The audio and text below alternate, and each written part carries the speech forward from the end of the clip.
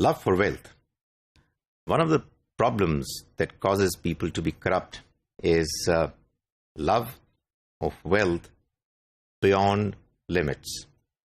Wealth is not evil per se in itself. The Quran has used the word khair, goodness, for wealth quite often, but has condemned the love for this khair that goes beyond limits. So, verse 8 of Surah Al-Adiyat, 100th Surah, says, وَإِنَّهُ لِحُبِّ الْخَيْرِ لَشَدِيدٌ. And he is fierce in his love of wealth. That is, there are some people who love wealth so much then they don't know any limits which they cannot cross.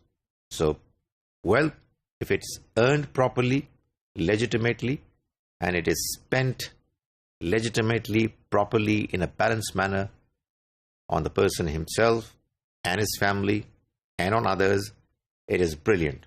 It's something which is a virtue, is good, and God likes it.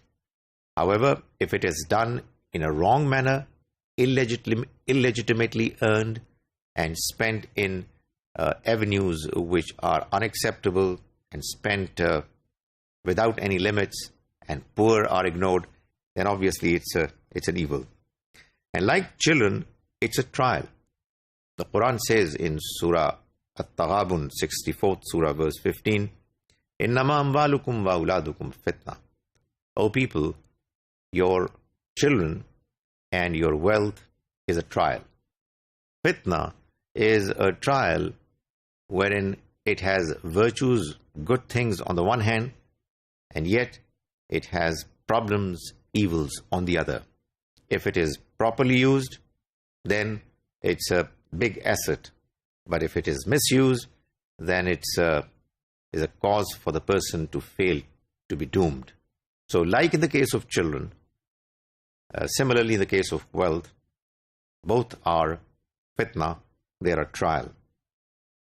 Now, how can one come out of this unnecessary over indulgence in wealth and overly inclining towards wealth?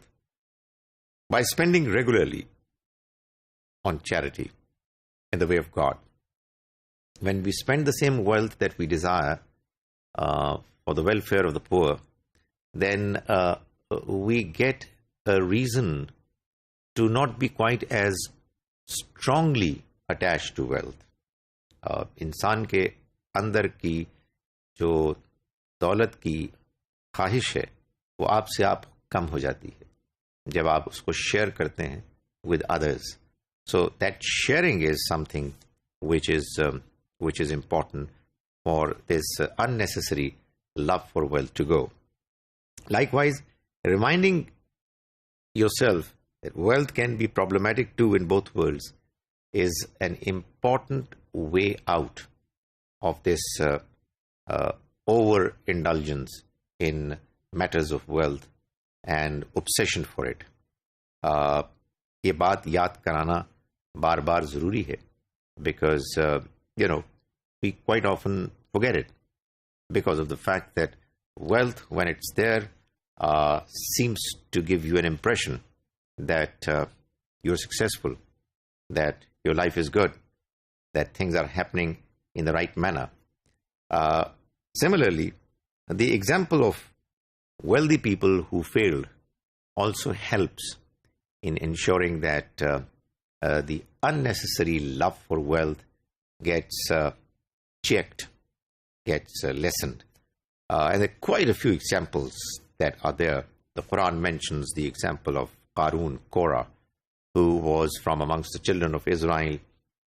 He was so wealthy that the store of wealth that he had with him, it was stored in places where the lock used to be opened by keys that were so heavy that some strong men put together would be able to lift those keys. And yet, when it came to the end of this man, he himself, as well as his palace, it got sunk in the ground. And those people who were envying him, they remarked that they were lucky that they were not with him. So there are plenty of examples in human history wherein we know that the corrupt, wealthy people met with a very bad end. And therefore, love for wealth within limits is good, but love for wealth beyond limits is something which is unacceptable.